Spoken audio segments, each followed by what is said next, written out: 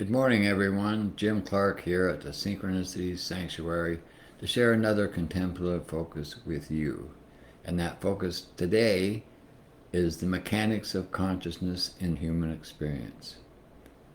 The mechanics of consciousness. How does it all work? Within the polarized arena of all experience, because without polarity we cannot have experience, we need contrast, right? We begin our life in this polarized arena to the contractive negative polarity. That's where we are focused. It's just a natural way that we come into the world. And from this limited perspective, we create our egocentric identity. We're mesmerized by a world seemingly separate from us. The essence of unity, our ultimate truth, is hidden until we begin to question the reality of separation and the fear-based experience that we have with this kind of a limited focus. And it's at this point in our human journey that we turn inward. We turn inward and we begin to emphasize the positive polarity of being, which is always there, but it is barely there. Most of our focus is on the external, objective world that we experience, and that's how we maintain fragmentation and a limited perspective and a relatively unaware experience of ourselves as a human. So it's at this process, when we begin to go inward, when we have finally reached a point where we're questioning the reality of the world that we have been experiencing and its reality, this is where we begin to awaken. And once we awaken, and we begin the journey of and the process of self-realization. So self-realization, there's awakening experiences which happen in a moment, in a flash. This is not the process of self-realization. This is the awakening where you really get more and more focused on your subjective experience because you get a taste of what that's like. And that taste is very, very blissful. I can't think of any other word that could describe what that's like. So you get a taste of awakening. You get some experience that opens you up to your truth, even just for a moment. And then from that point on, you really want more of that. So because you have this drive, even if you don't have that kind of awakening experience, something in you has a drive to get more, to enhance your life, to be able to live life more aware and more blissful. So this process, this process begins then, and a whole new journey begins for you. Prior to this, of course, we're just human beings and we consider ourselves to be limited. It's only human. And in this perspective, we have issues, we have problems, we have difficulties, we have challenges. And when we start the process of self-realization, we also have challenges. We have challenges and we have a journey to take that's going to require a very demanding focus, a demanding lifestyle, and a, shall we say, a dedication to the process that will allow us to illuminate more and more and more. So in this process, what we're really doing is we're taking all the data, which is by and large unconscious, and replacing that limited data that defines who we are and thus creates the experience that we have had prior to this part of our journey. And we're going to reframe it through the process of meditation, which takes us deep into the subjective polarity and opens us up to more experiences of that polarity. And once we have those experiences, a process begins. We call it the fivefold process here, but it's essentially a process where your self, as you know yourself or have known yourself, begins to unravel and open up to the essence of unity, the ultimate truth of who you are. But you are consciousness. That's the essence. That's the truth of who you are. And nothing else can change that. all the lifetimes you may have had with a limited perspective where you were totally identified with who you are not is now being undone so that you can realize who you truly are. And that is a process where you realize bit by bit more and more of who you truly are, and then you go through a process to integrate that new information so that you can recreate yourself in a truthful way. So, in my experience with this journey, it's been a long journey, but then life is a long journey when you look at it that way, when you're not having fun, when it's not pleasant or pleasurable or easy, then life sort of drags on day after day. And it's this discomfort or suffering that we have when we're not aware, fully aware, that eventually drives us to look deeper into ourselves. That's the gift of suffering. So, because the truth is, your consciousness, you're not a physical body, and your life, the life that animates your body or and my body and so forth, is not something that's limited, and it's not something that dies. You cannot die in essence, but you think you can die when you're limited to the identification with yourself as a human being, a flesh and blood body that is very likely to have injury. It's delicate. It's easy for that kind of life to be endangered, and that form to be killed, okay, or dysfunctional to the point where it can no longer function, and that's what we call death. But what we call death is really just a moment where we step out of the existence that we have known as a human being, and then we eventually come back into form to keep that journey going so that we continue the journey, the process of self-realization in a new body. And some of the experiences that we have gained and gathered in our previous life, the impressions of those lives, if they were ones of dramatic increase in awareness, if they were ones where you journeyed yourself to become more aware of yourself and the truth of who you are, those impressions do not go away. That's the one thing you can take with you. Consciousness is evolving itself, and it does not go backward. So that's why my teacher often said that the best investment you can make in life is to meditate. Meditate and journey the journey of awakening. And so the challenges that you meet in this are many, and oftentimes it's not comfortable. So it's not so much that one moment is going to relieve you of all the struggle of the journey you're in, but it makes the struggle much more worthwhile. It's a investment. It's an investment that will take you deeper into your truth.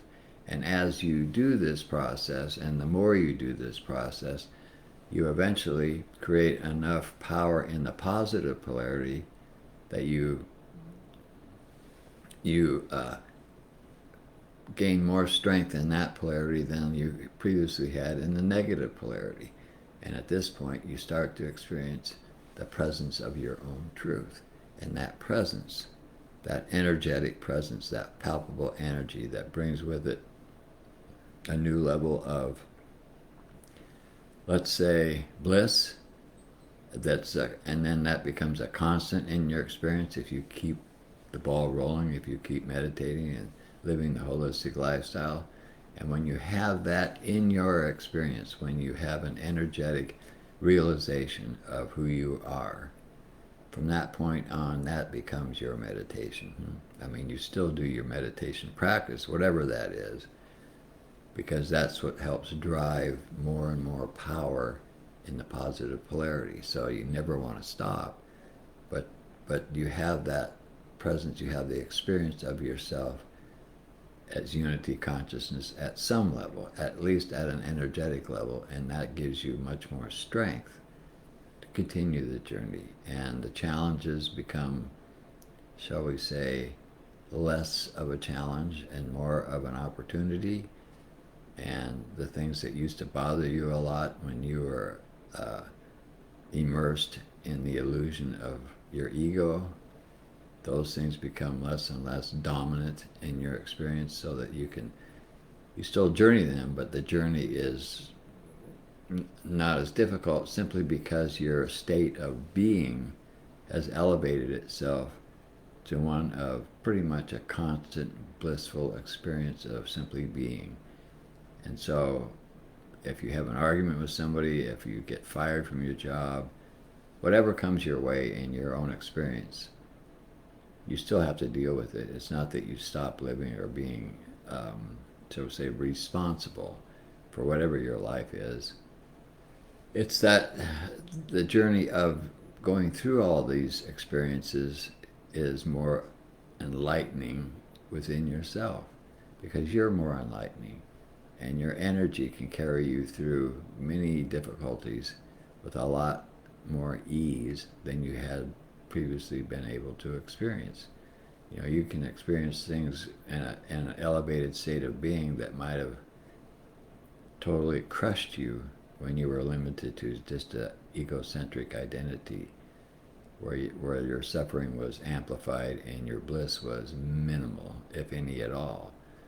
In other words, you get stronger. You get stronger, and you get more capable, and you understand, of course, at this point, that whatever you're doing is working, and whatever is working, you want it to continue to work, because what you're gaining is something you experience. And experience is something that validates itself moment to moment to moment. So here and there, of course, in the journey, at least in my journey, there are moments when you question whether or not you're really going to get anything, or if you're really doing things right, because the mind always wants to kick in and start giving you commentary on your experience. Usually it's illusory commentary, it's negative commentary, until you start putting a focus on your mind and taking the reins of your thinking and putting a conscious focus on positive thinking, positive emotions, and positive physical experience. In other words, you live healthier than you would have otherwise. You feel healthier than you would have otherwise, and your heart begins to open up, and you realize the power of that shift is a huge benefit in your process, in the way that you can integrate your process and become more of who you truly are. So you just sort of blossom, and you just continue that process. And when you run into a challenge, when something comes into your awareness that you initially may see as a big deal, you know, some big obstacle trying to get in your way, well, that is an invitation to take yourself higher. And that's what I've been experiencing for many years here at the Synchronicity Sanctuary, because of our lifestyle, because of our focus, and because we continue to act and live as a community, maintaining our meditation practice and our holistic lifestyle. Growth is more, shall we say, supported, and that kind of enlightening growth is also something that we all experience more and more within ourselves, even though we may be at different points in our own personal evolution, our cellular evolution. That really doesn't make any difference, whether you're living in a community like I do, or whether you're out in the world by yourself. The more you realize the truth of your own self, the more you cultivate that experience of blissful being, the stronger you are to express and share that truth. And as you do, you'll experience it. One thing that you will experience is that when you share that with somebody who is open to that, someone who is curious about that, they notice something about you and they get curious, and they might ask you, what are you doing to, I feel something different around you, or something to that effect. And then you share it. What you're doing is you're encouraging somebody else to take on that journey. And there's something very blissful in that process too. One thing that my teacher told us in the later years of his teaching is that the greatest bliss is in the people, and that simply meant the more you can share your experience and the more you reach out to share it for those who are willing to listen,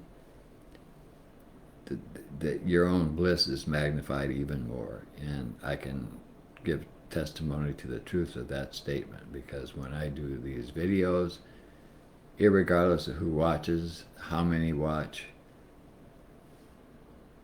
I feel more blissful. And any challenge that I might have ever had about doing a video and speaking in public is very minimal compared to the experience that I'm having in my own being. Yeah? So that's what I wanted to share with you today. The way to your bliss is to understand the mechanics of the consciousness that you are. And one of the things that I want to mention before I end this is that your truth is always your truth. And so, because you are consciousness, the power you have to create your own reality because of what you think is much more than what you may realize. That's why such emphasis is placed on positive thinking, positive emotions, and maintaining health in the body, because every aspect of your human being is very important in order for you to grow your awareness and become more and more enlightened in yourself. So that's what I wanted to share with you today, and I hope this has had some positive influence in your life. And I thank you for watching, and I invite you to come back again next Monday, and I will share another contemplative focus with you.